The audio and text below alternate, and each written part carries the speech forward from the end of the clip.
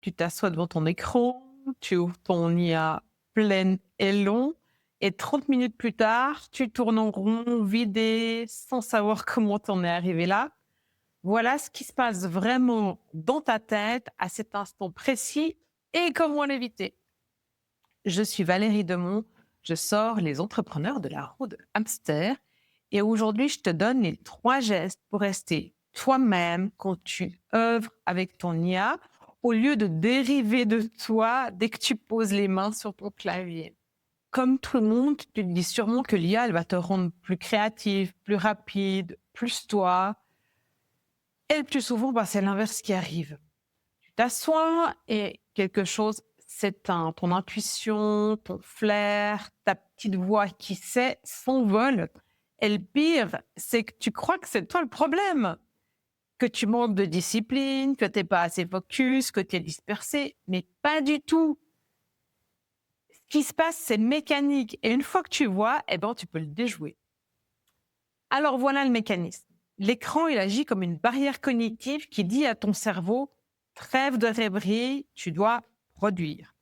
Et à cet instant, tu bascules du cortex frontal créatif vers l'amygdale, la partie qui peut exécuter sous pression, qui survit, qui va vite. En approche neurocognitive, on dit que tu passes de la gouvernance adaptative à la gouvernance instinctive. Et c'est plus ta posture assertive qui conduit le bus, mais c'est ton instinct de survie. Parce que ton IA te répond en 3 secondes et toi, ton intuition, elle a besoin de vide, de silence et de lenteur. Et puis les deux, ils se cognent. Et tu te retrouves à courir après le prompt parfait en mode ping-pong et tu dérives de toi sans même t'en rendre compte. La bonne nouvelle, c'est que ça se ritualise. Et c'est moi ce que j'appelle la gouvernance intérieure. Et c'est 3 gestes pour que tu gardes ton sceptre au lieu de subir le rythme de la machine. Donc, pense à ton IA comme un stagiaire brillant et hyper actif. Tu ne le laisses pas diriger la réunion, c'est toi qui poses le cadre. Premier geste, tu ne touches jamais à ton IA sans savoir exactement ce que tu veux.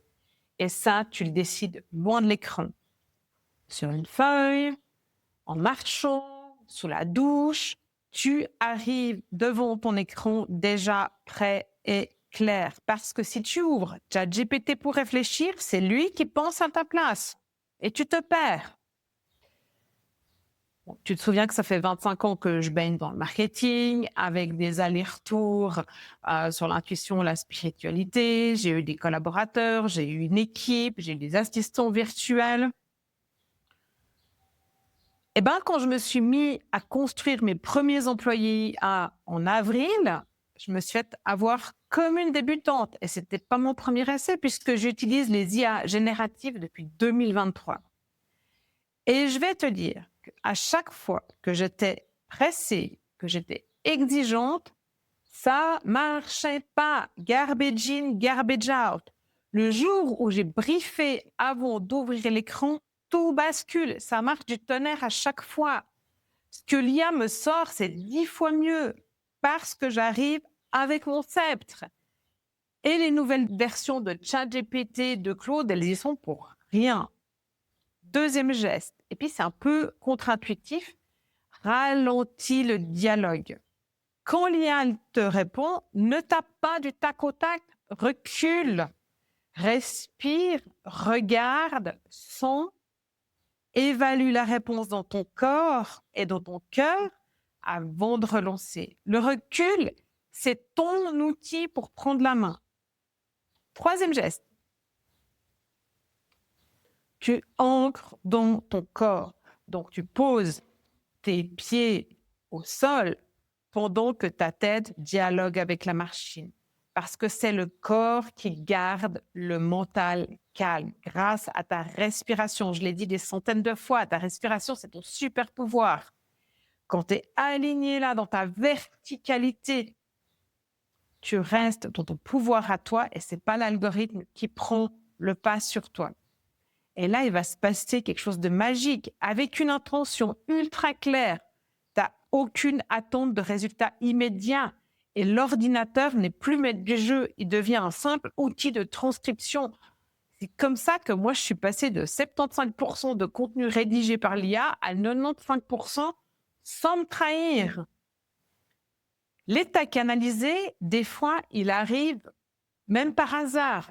Mais maintenant, avec ça, tu peux le reproduire à volonté parce que tu fais ces 3 gestes.